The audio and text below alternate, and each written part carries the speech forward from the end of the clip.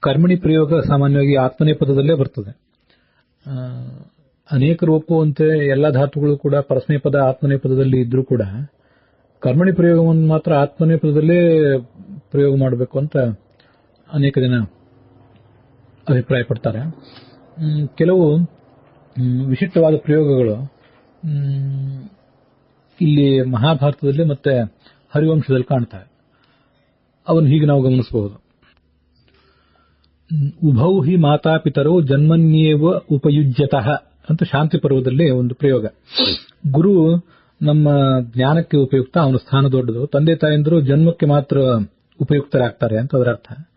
ಮಾತಾಪಿತರೋ ಅಂತ ಅದನ್ನ ಇಟ್ಕೊಂಡು ಮಾತಾಪಿತರೋ ಉಪಯುಜ್ಯತೆ ಅಂತ ಅದು ಕರ್ಮಣಿ ಪ್ರಯೋಗ.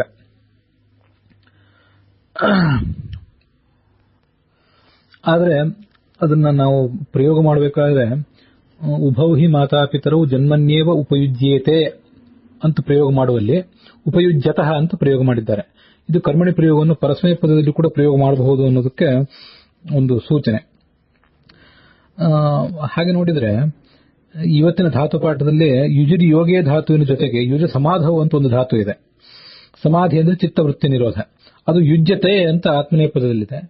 ಅದನ್ನು ಕೂಡ ಪರಸ್ಮೈ ಪದದಲ್ಲಿ ತಗೊಳ್ಳುವುದಾದ್ರೆ ಯುಜ್ಯತಿ ಅಂತ ಆಗ್ತದೆ.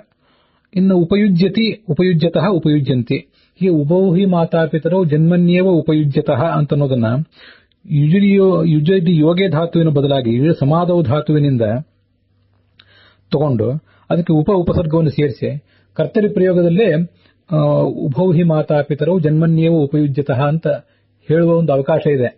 ಆದರೆ ಆ ಕರ್ಮಣಿ ಪ್ರಯೋಗಕ್ಕಿಂತ ಅಲ್ಲಿ ಕರ್ತರಿ ಪ್ರಯೋಗವನ್ನ ಸಮರ್ಥನೆ ಮಾಡಿ ಉಪಯುಜ್ಯತಃ ಅಂತ ಅನ್ನೋದು ಯುಜ ಸಮಾಧವು ಧಾತುವಿನ ಕರ್ತರಿ ಪ್ರಯೋಗ ಅಂತ ಹೇಳುವುದು ಅಷ್ಟು ಸ್ವರಸವಾಗಿ ಕಾಣುವುದಿಲ್ಲ.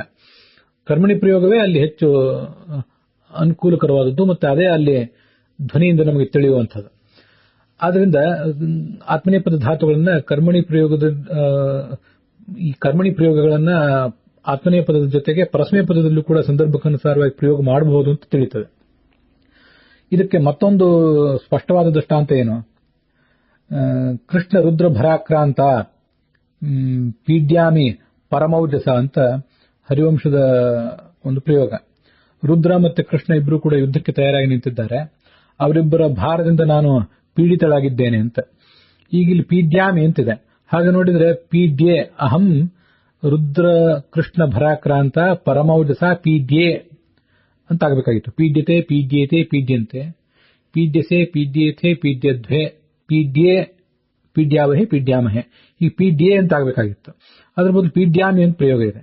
ಇದು ಕೂಡ ಕರ್ಮಣಿ ಪ್ರಯೋಗ ಅಂತ ಅನ್ನೋದು ಪರಸ್ಮೈ ಪದದಲ್ಲಿಯೂ ಪ್ರಯೋಗ ಕಾಣಬಹುದು ಅಂತ ಅನ್ನೋದಕ್ಕೆ ಒಂದು ಸ್ಪಷ್ಟವಾದ ಉದಾಹರಣೆ. ಇಲ್ಲಿ ಬೇರೆ ಮಾರ್ಗವೇ ಇಲ್ಲ. ಹಾಗಾಗಿ ಈ ಹರಿವಂಶದ ಈ ಮಾತು ಮತ್ತು ಮಹಾಭಾರತದ ಆ ಮಾತು ಎರಡನ್ನೂ ಗಮನಿಸಿದರೆ ಕರ್ಮಣಿ ಪ್ರಯೋಗಗಳು ಪರಸ್ಮೈ ಪದದಲ್ಲೂ ಕೂಡ ಕಾಣಬಹುದು ಅನ್ನೋದಕ್ಕೆ ನಮಗೆ ಒಂದು ನಿರ್ಧಾರ ತಗೊಳ್ಳಿಕ್ಕೆ ಅನುಕೂಲಕರವಾದಂತಹ ಅಂಶಗಳಾಗಿವೆ. ಇದನ್ನು ವಿದ್ವಾಂಸರು ಗಮನಿಸಬೇಕು.